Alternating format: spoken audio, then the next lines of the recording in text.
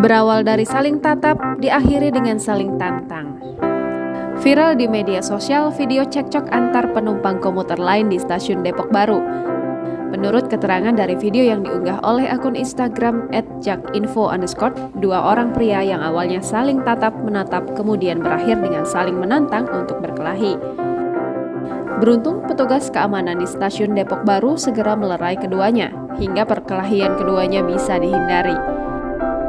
Peristiwa ini terjadi pada hari Jumat 8 Juli 2022. Atas kejadian tersebut, sejumlah warganet pun turut memberikan komentarnya.